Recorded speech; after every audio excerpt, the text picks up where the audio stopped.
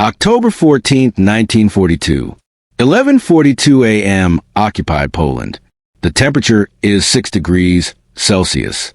The sky is a piercing cloudless blue. A German supply train is screaming down the tracks toward the Eastern Front. It is a fortress on wheels. It carries 3 million Reichsmarks worth of high-octane aviation fuel. It is guarded by 12 soldiers with machine guns. It is protected by armor plating. It is unstoppable. 400 meters away, hidden in the tree, a 12-year-old boy named Ysef is not holding a gun. He is not holding a grenade. He is holding a piece of broken glass. He is calm. His heart rate is steady. He is not fighting a war with bullets. He is fighting with physics. He adjusts his hand by 2 millimeters. He waits for the train to hit the curve. He catches the sun. 3 seconds later, the impossible happens. The lead tanker car doesn't just catch fire, it disintegrates. A fireball the size of a cathedral erupts into the autumn sky. The train derails. Steel twists like wet paper. The guards are incinerated before they can even lift their rifles.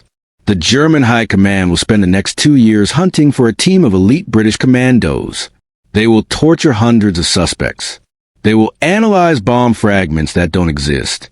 They will tear the countryside apart, looking for a phantom. They never looked for a child, and they never looked at the sun. This is the untold story of the youngest, deadliest, and most impossible saboteur of World War II. This is how one boy turned the light of day into a weapon of mass destruction. To understand how a child becomes a monster hunter, you first have to understand the monster. By late 1942, Poland wasn't a country anymore. It was a graveyard. The map said general government, but the people knew it as the cage. The Nazis had crushed the Polish army in 36 days back in 39. Now, 3 years later, the occupation had settled into a terrifying mechanical routine. We need to talk about the silence. In the cities like Warsaw, there was noise, gunfire, sirens, screams. But in the countryside, in the tiny village where Ysef lived, the horror was quiet. It was a silence of people who had learned that speaking meant dying. Ysef was small for his age, malnourished, ribs showing through his shirt. He lived in a wooden cottage that leaned against the wind right on the edge of the forest. He lived with his grandmother, Awa. She was a woman carved out of granite and grief. Why just his grandmother? Because the Germans had taken a rest. August 1941. That was the day Ysef's childhood ended. An SS truck had rolled into the village. They weren't looking for resistance fighters. They were looking for labor. They took his father to a factory in Essen. They took his mother to a camp whose name no one dared to whisper. Ysef had watched from the cellar through a crack in the floorboards as they dragged his parents out into the sunlight. That was the last time he saw them. And that was the moment a switch flipped inside his brain. Most children would have broken. Most would have cried. Ysef didn't cry. He went numb. This is apt psychological phenomenon known as emotional blunting. It's a survival mechanism. When the trauma is too big to process, the brain simply shuts down the emotional centers to protect the logic centers. Ysef became an observer, a data collector. He spent his days sitting on the roof of the cottage watching. He watched the patrols. He watched the trucks.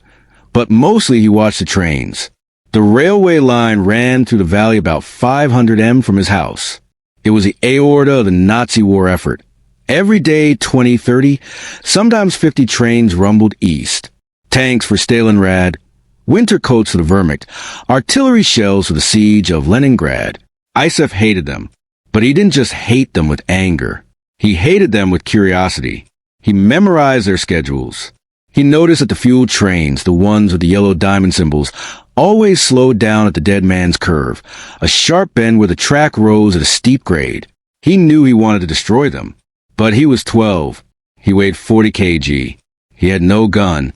He had no explosives. He was mathematically speaking zero threat to the Third Reich until the day he broke his grandmother's glasses. It was an accident. It was a hot day in July. His grandmother had dropped her reading glasses. The frame snapped and the left lens popped out. Ysef picked it up.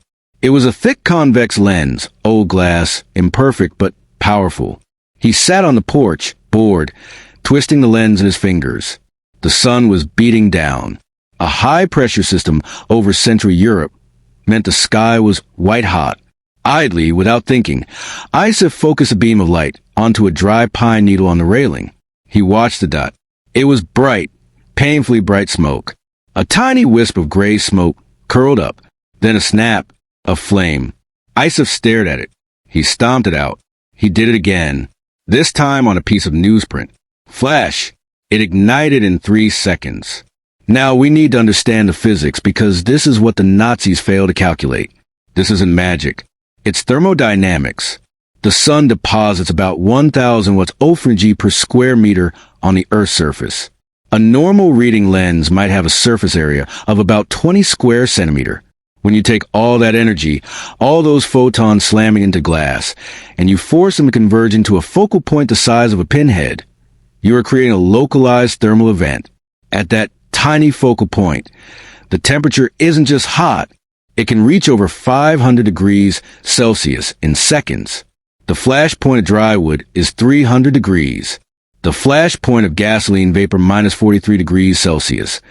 Gasoline vapor is begging to explode. IT just needs a spark. Ysef looked at the burning paper. Then he looked up at the valley. He looked at the tracks. Specifically, he looked at the dead man's curve. He remembered the fuel trains. He remembered the smell of them as they passed. That faint chemical scent of leaking fumes. German wartime production was rushing. The welds on the tanker cars were sloppy. The seals were cheap rubber. On a hot day, those tankers were surrounded by an invisible cloud of volatile vapor. Ysef didn't think of a weapon. He realized with a jolt of adrenaline that almost made him vomit that he was holding a detonator. The sun was a weapon. The lens was just a trigger. But a 12-year-old boy doesn't just wake up and become a sniper. He had to train. For the next 6 weeks, Ysef turned into a scientist of sabotage. He went deep into the woods, far from the village. He practiced. He learned that the angle matters. The sun moves across the sky at 15 degrees hour. You have to lead the target. He learned about focal length. You can't just hold the glass anywhere. There's a precise distance, the sweet spot where the beam is tightest. Too close, it's just a warm circle. Too far, diffuses. It had to be exact. He learned about stability. His hand shook. A shaking hand spreads a heat, preventing ignition. He needed a rest, a bipod. He built one out of fallen branches. He created a game. He would float pieces of bark down the creek, pretending they were trains. He would sit on the bank, track them with his lens, and try to burn a hole in them before they passed a certain rock. First week, failure. Second week, he could scorch the bark. Fourth week, he could set a moving leaf on fire from 10 m away. He was ready, but he wasn't just fighting physics. He was fighting fear. Because if he missed, if he was seen, if a flash of light caught a guard's eye, it wasn't just him who would die. The SS would burn his grandmother alive in her house. That was a German policy, collective responsibility. The weight of that decision crushed him, but the memory of his parents dragged him forward. October 1942, the dead man's curve. Ysef chose a Tuesday. Why? Because on Tuesdays, the heavy supply train from Warsaw came through at 11 a.m. He woke up before dawn. He felt sick. His hands were trembling so badly he couldn't tie his boots. He ate a piece of stale bread, drank water, and looked at his grandmother. She was sleeping. He whispered goodbye that she couldn't hear just in case. He crept out of the house. The frost was heavy on the grass. He moved like a shadow, staying low, using the drainage ditches, avoiding the road. He reached his spot, a cluster of gray rocks on a ridge overlooking the tracks. Elevation 15 meters above the track. Distance 60 m. Sun positioned directly behind him. Perfect. He set up his nest. He cleared the dry leaves so he wouldn't accidentally start a fire near himself. He positioned his branch bipod. He took out the lens wrapped in a dirty rag. He waited. 10:04 a.m. Nothing. 10:30 a.m. a passenger train useless. 10:55 a.m. He felt the vibration before he heard the sound. The ground hummed. Then came the whistle, a shriek of steam. The train appeared around the bend. A black iron beast spewing smoke. Ysef counted the cars. 1, 2, flatbed with trucks. 3, boxcar. 4, target. A line of 6 tanker cars painted gray. The yellow diamond warning symbols were coated in dust but visible. The train hit the grade. The engine groaned. The speed dropped. Chug, chug, chug. It was moving at maybe 15 km/h. Ysef stopped breathing. He placed a lens on his branch. He angled it. A bright, blinding dove light appeared on the side of the third tanker car. Steady. He moved the hunting for a weakness. He didn't aim for the steel tank. Steel takes too long to heat. He aimed for the relief valve on top. The mechanism designed to let vapor out, so the tank doesn't explode from pressure. It was the weak point. It was where the fumes were. He locked the beam onto the valve. 1 second. The danced slightly. 2 seconds. He bit his lip until it bled to steady his hands. 3 seconds. Nothing. The train was moving away. He was losing the angle. Panic surged in his chest. It didn't work. It was a stupid idea. He was a stupid boy with a piece of trash. For seconds, and then he saw it. Not fire, but a shimmer, like a heat mirage dancing above the valve. The vapor was heating up. 5 seconds. Whom? It wasn't a bang. It was a wump of air being sucked into a vacuum, followed instantly by a roar. The top of the tanker car didn't just catch fire. It bloomed. A geyser of orange flame shot 20 feet into the air. Ysef didn't watch. The moment he saw the flash, instinct took over. He dropped the lens into his pocket and rolled backward into the ditch behind the ridge. Boom! The secondary explosion shook the ground beneath him. It was deafening. The tank had ruptured.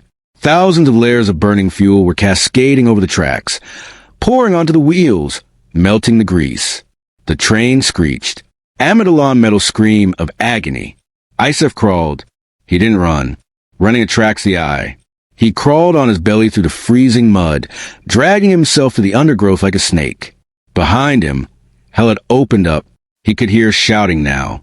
German voices, panic, screams, the pop, pop, pop of ammunition cooking off in the other cars. He made it to the tree-in. He stood up and sprinted. He ran until his lungs burned, until his legs felt like lead. He burst into his grandmother's cottage, pale, sweating, shaking violently. He went to the window and looked out. A pillar of black smoke, thick and oily, was rising into the sky. It was the most beautiful thing he had ever seen.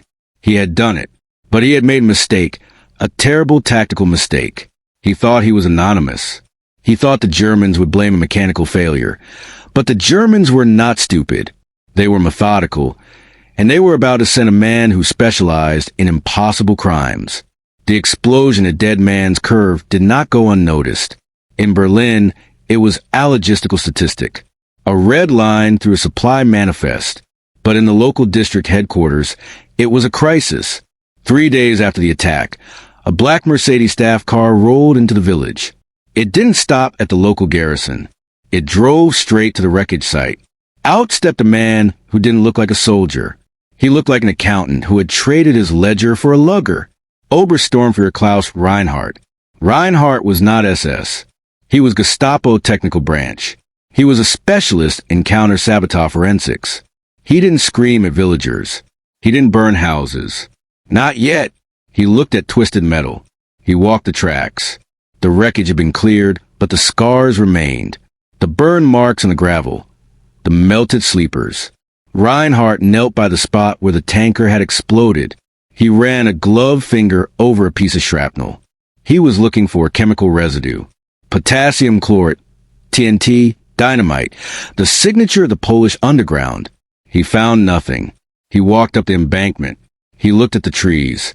He looked for trip wires. He looked for battery cables. He looked for footprints.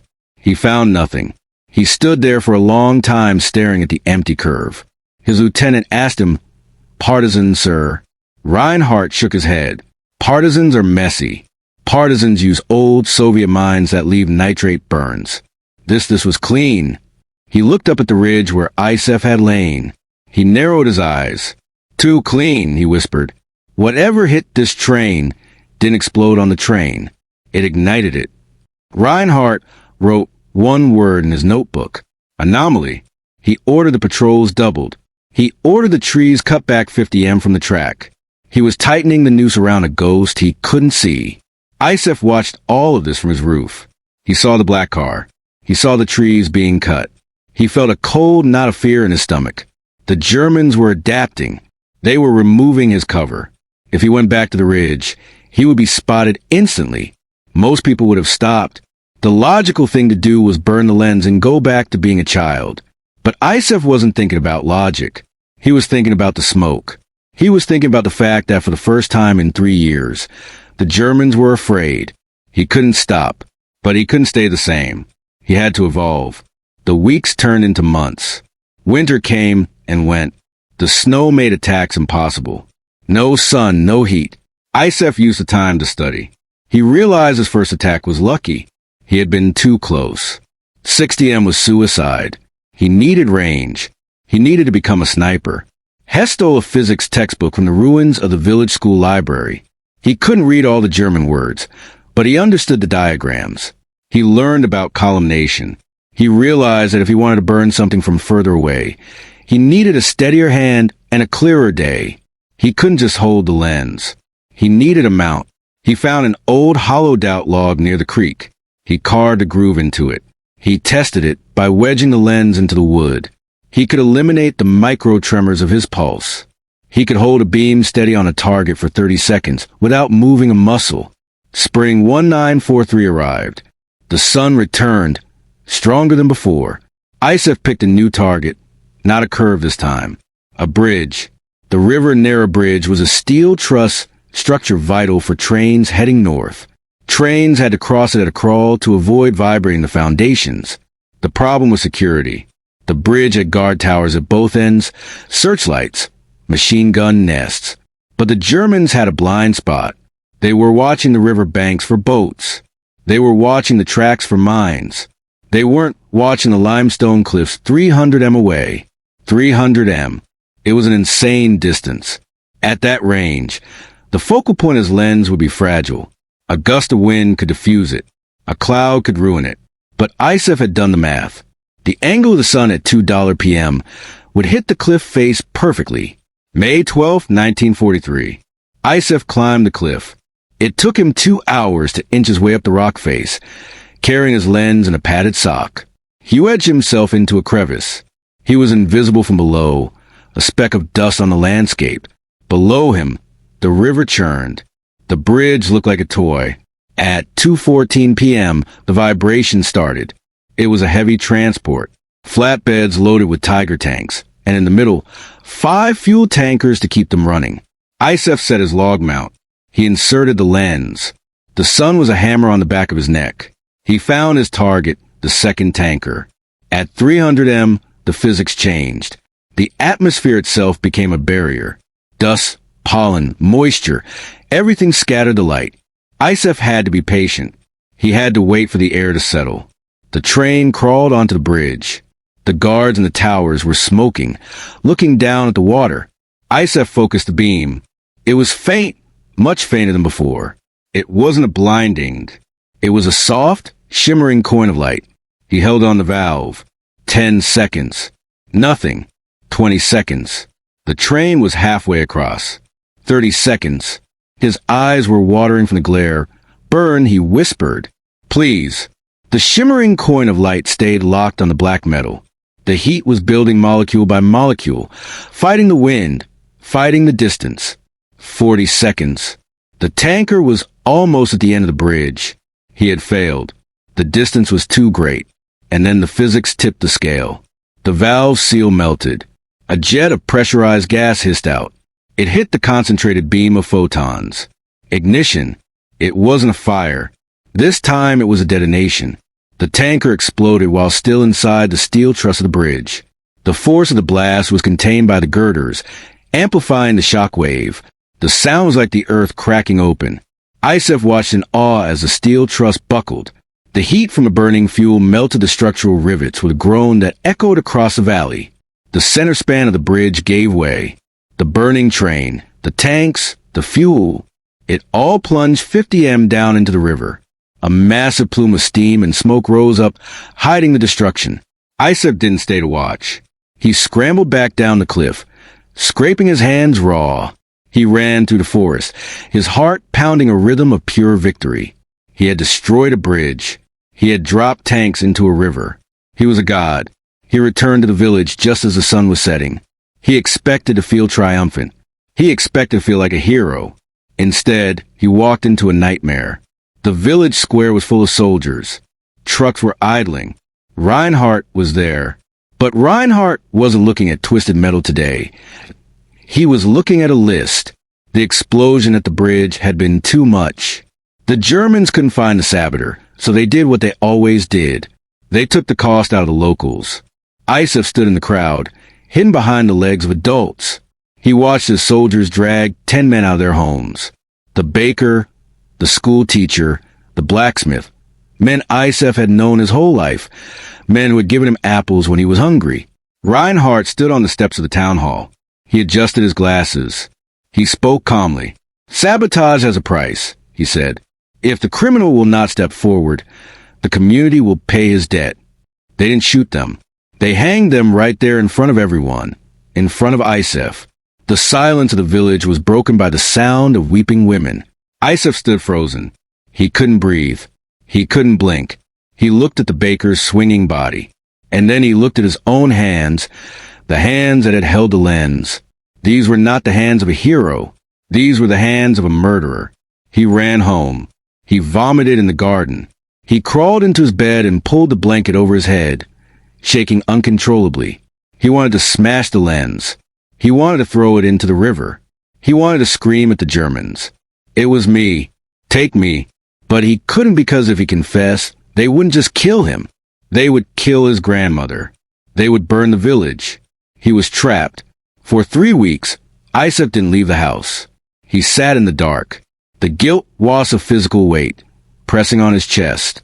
He stopped eating. He saw the baker's face every time he closed his eyes. But outside, the trains kept coming. He heard them at night. The rumble, the whistle, the sound of the Nazi war machine feeding on his country. And he realized something terrifying. The Germans had killed 10 men to stop him. If he stopped now, those 10 men died for nothing. If he stopped now, the fear worked. Reinhardt had made a calculation. He traded 10 Polish lives for the safety of his trains. Ysef sat up in bed. He looked at the moon. He couldn't bring the dead back, but he could make the calculation too expensive for the Germans to pay. He wasn't fighting for victory anymore. He was fighting for revenge. He took the lens out from under his mattress. He cleaned it. "I won't miss," he whispered to the dark. "And I won't stop." But Reinhardt was waiting. The investigator had realized that random reprisals weren't working. He needed to catch the ghost in the act. Reinhardt had brought in new equipment, high-power binoculars, sound-ranging microphones, and he had a theory. He had noticed something in the reports. The bridge attack happened at 2:14 p.m. The curve attack happened at 11:42 a.m. Both times, the sun was at a specific azimuth. Reinhardt sat in his office drawing lines on a map. He traced the angle of the sunlight. He looked at the topography. "He's not using explosives," Reinhardt muttered to himself, lighting a cigarette. "He's using the light." It sounded insane, but was the only thing that fit. Reinhardt circled a spot on the map, a high ridge overlooking the Black Forest Strait. It was the only spot with the right elevation and sun angle for the next scheduled fuel transport. "Tomorrow," Reinhardt said, "we will be watching the sun." Ysef was already packing his bag. He didn't know Reinhardt was waiting. He didn't know he was walking into a trap. He only knew that tomorrow was a clear day, and the trains had to burn. June 21st, 1943. The summer solstice. The longest day of the year. For Obersturmführer Reinhardt, it was the perfect day for a trap. He had deployed his men not along the tracks, but in the forest itself. He had placed snipers in the trees, camouflaged in green netting. He had set up a command post on a hill opposite the Black Forest Strait. He wasn't watching the train. He was watching the ridges. He was watching the sun. Wait for the glint. He told his best marksman, a veteran named Muller, "You are looking for a reflection. Glass, a mirror, anything that catches the light. At 1 p.m., the sun was high and cruel. The heat shimmered off the rails. Reinhardt checked his watch. The fuel convoy was due in 14 minutes. 400 m away on the opposite ridge, Ysef was already in position. He was tired. His eyes were sunken. He hadn't slept in 2 days. The image of the hanging baker was burned into his retinas. But he was here because he had to be. This wasn't about winning anymore. It was about defiance. It was about proving that they couldn't kill his spirit, even if they killed his neighbors. He wedged the lens into the log. He checked the angle. This was the longest shot he had ever attempted. 450 m. At this distance, the focal point was microscopic. The margin for error was 0. He heard the train. It was a monster. Double locomotive. 20 cars. 12 of them were tankers. It was heading for the Corps salient, the site of the biggest tank battle in history. If this fuel didn't arrive, German panzers would run dry in the middle of the fight. Ysef took a breath. He steadied his hand. Reinhardt raised his binoculars. He scanned the ridge. Anything? Nothing, sir, Muller replied. His eye pressed to his telescopic sight. Just rocks. The train roared into the straightaway. Ysef caught the sun. He focused the beam. It was a tiny trembling needle of light. He walked it onto the third tanker. Come on, he whispered. Burn! Reinhardt saw it. It was a flash. A split-second glint of light on the ridge line. It wasn't natural. It was too sharp, too bright. Contact! Reinhardt screamed. Sector 4, the gray rocks, fire. Muller didn't hesitate. He pulled the trigger. Crack! The bullet slammed into the rock 6 in from Ysef's face. Stone shards sprayed into his eyes. Ysef flinched. He jerked back. The lens slipped. I see him, Muller yelled. It's a child. He's running. Kill him. Reinhardt roared. Ysef grabbed the lens and rolled. Bullets chewed up the dirt where he had been lying a second ago. Zip, zip, zip. They were hunting him. He scrambled on his hands and knees, sliding down the back of the ridge. But he had left something behind. The beam. For those 3 seconds before the first bullet hit, the beam had been locked on the tanker. The heat had already done its work. The vapor was already boiling. Just as Muller chambered his second round, the physics took over. The explosion wasn't a sound. It was a pressure wave that knocked Reinhardt flat on his back. The third tanker didn't just explode. It vaporized. The blast wave derailed the locomotive at full speed. The entire train, thousands of tons of steel and fuel, jackknifed into a wall of fire that stretched for half a kilometer. The shock wave tore through the trees. It shook the sniper out of his nest. It shattered the windows of Reinhardt's staff car. Ysef didn't look back. He ran. He ran through the chaos, through the smoke that was suddenly filling the valley, hiding him from the scopes. He ran until his legs gave out. He ran until he collapsed in a ditch, gasping for air, clutching a lens to his chest. He was alive. The train was gone. Reinhardt stood up, dusting off his uniform. He looked at the inferno burning on the tracks. He looked at the empty ridge. He knew he had lost. He knew the saboteur had escaped. But he also knew something else. He had seen the boy. He knew the size of the enemy. Sweep the villages, Reinhardt ordered, his voice cold. Look for a boy, 12 or 13 years old. Look for burns on his hands. Look for glass. The hunt was on, but nature had one final card to play. 2 days later, the clouds rolled in. Thick, gray, heavy clouds from the Baltic Sea. The temperature dropped. The first snows of 1943 began to fall. The sun disappeared. Without the sun, Ysef was disarmed. He was just a boy again. He sat by the window, watching the gray sky. He waited for a break in the clouds. It never came. November turned to December. The winter settled in. A brutal freezing blanket that covered Poland in darkness. Reinhardt spent 3 months searching. He interrogated hundreds of children. He checked every house. But without new attacks to track, the trail went cold. The German high command grew impatient. They needed Reinhardt on the Eastern Front, where the real war was being lost. In January 1944, Reinhardt was reassigned. He left the village, leaving the case file open, marked unsolved. The ghost had vanished into the winter mist. Ysef never struck again. The war rolled over them. The Soviets came in 1944. The Germans retreated. The occupation ended. Ysef's grandmother died that spring in her sleep. She never saw peace, but she died knowing her grandson was alive. Ysef buried the lens with her. He wrapped it in the same dirty rag he had used on the ridges, and he placed it in her cold hands. It was her weapon. It belonged to her. He stood over the grave. He was 14 years old. He was alone. He had killed dozens of men. He had destroyed millions of dollars in equipment. He had changed history. And he walked away into silence. Detroit, Michigan. 1987. A hospital room. The hum of a ventilator. The smell of antiseptic. An old man lies in the bed. His name is Joseph.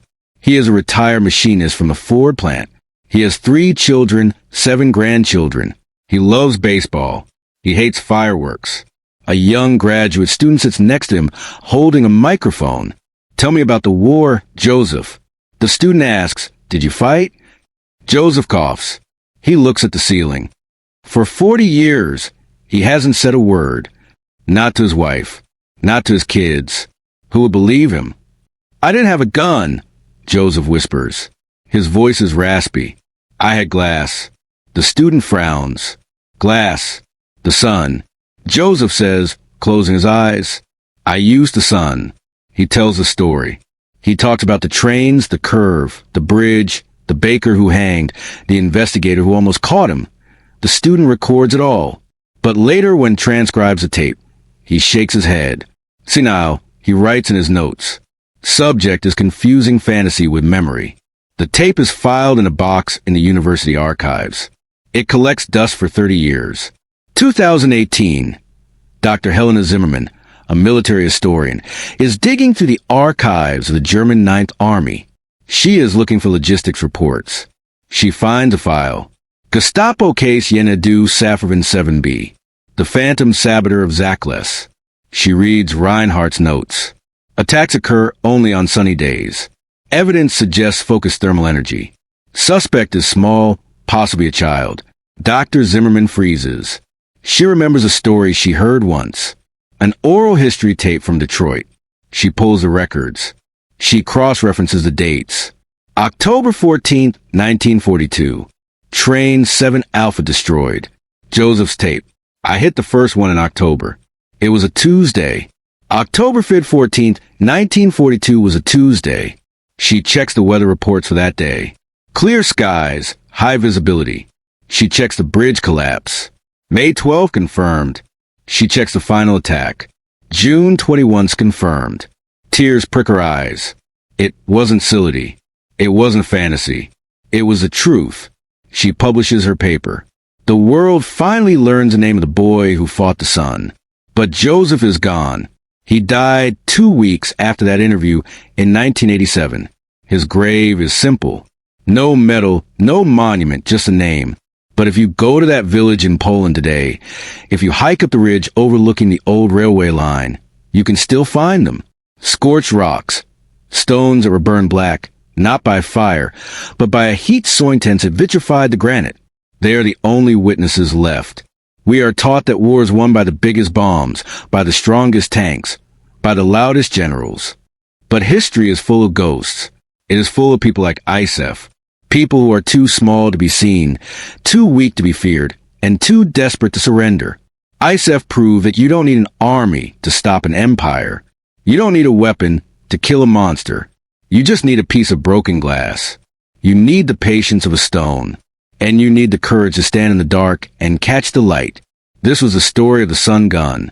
The impossible true story of the boy who burned the Reich. If you enjoyed this deep dive into the hidden history of World War II, make sure to hit that like button. It helps us find more lost stories like Ysef's, and subscribe because the history books are full of blank pages, and we are going to fill them in together. I'll see you in the next.